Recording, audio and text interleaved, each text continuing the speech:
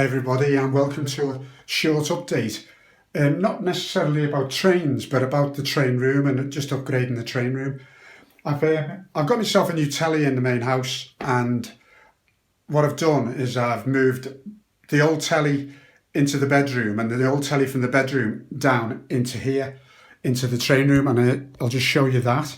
So I've just fitted that television there, and at the moment it's got no contact with anything. I've got power to it, but it can't produce pictures.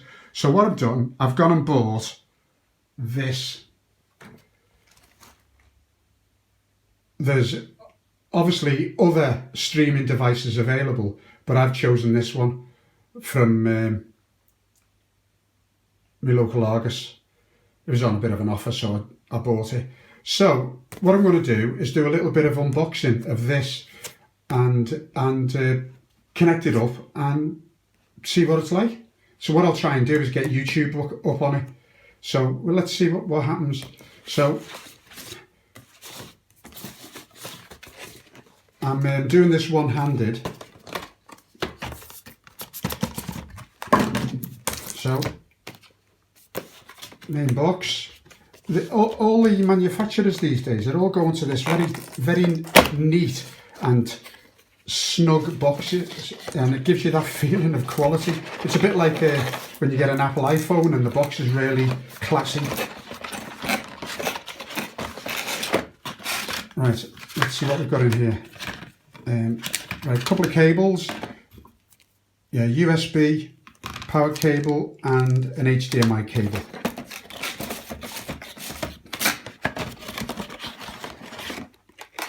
And here we've got the little device. There's instructions in there, and there's the little device itself. Very neat. Yeah.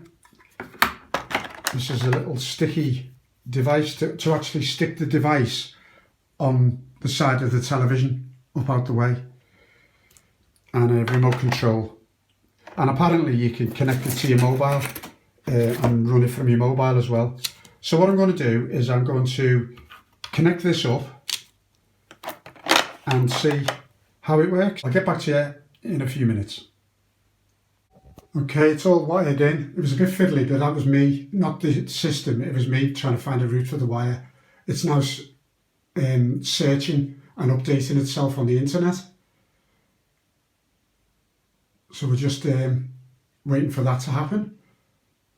But it's all looking good up to now. Back in a minute. Right, I've logged on through my phone with the Roku site and created an account with them. It's now just channel updating, adding in Apple TV, Netflix, YouTube and all that. So there we go, all done. So now I can start. Let me see if I can get YouTube up. I've just had to search for YouTube because it wasn't already loaded on. So it's just asking me if I want to add the channel. It's asking for my PIN code, which I will just hide from you. Now it's asking me to add the channel again, adding YouTube. Channel added. Go to channel. All done, logged on. I've got Rachel from mini Wistaston Junction on, and it's all working great. Clear as a bell. Actually, it's a better picture than it was upstairs. So I'm really pleased with that. So now I've got streaming ability in the garage, and it's a nice little upgrade to the train room. Right, without further ado, just to put at least a train running on this video, I'm going to run my little HO that I've got on there. It's a 103110 Deutsche Bahn, and a nice little rake of coaches there. And it's quite an old one, but it runs lovely, and it's got lights, directional lights on it. Now, one thing about this train is that it doesn't derail on anything, even on the type one, and it goes up that as well in reverse. I'll just show you that. This is the steepest gradient, and it goes over the most complicated points and the steepest gradient without an issue. Look at that. And back down again. That knocks spots off basically any other train I've got. So it's a Roco model, very heavy, so that most probably helps, and it's got a nice motor on it. So there's a lovely little train running, never lets me down, never lets me down. So it shows that my track is okay, and that any issues I've got are actually what I think are real issues. With some of my stock, quite a lot of my stock runs on old wheels, and they're all over the place on the second hand, of course. So if that can run well, everything can run well. That's my hope anyway. But I'm trying my best to re-wheel most of my kit. So very nice, and doesn't that look good?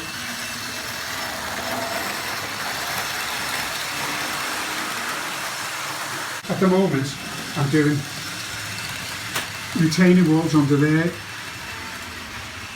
and I've done them already, and I've just started cutting them for there. And what I've done this with carbon paper, retaining wall, and what I wanted to do was go around that area there with the retaining wall, and they put spacers up to keep it away from the train, and I wanted it to match the plaster retaining walls. So what I've done a bit more engraving of XPS board to the same size of those capping stones, and what I've done, if you look on the back here, I've put a strengthening bar of XPS across the back, and then done the bricks and the capping stones on the top, and it forms a setup like that. And once they're painted up grey to match those there, that will look fine, and it's really slim, so it'll fit something like that with the stones painted grey, and that's going to be great. So as you can see there, I've just cut the various sizes under there because that's a gradient, and then the next job I've got to do is put the capping stones and the reinforcing strips on those bits. So that's also a little bit of an update of where we are, and a nice new addition to the train room. Brilliant, sweet to see.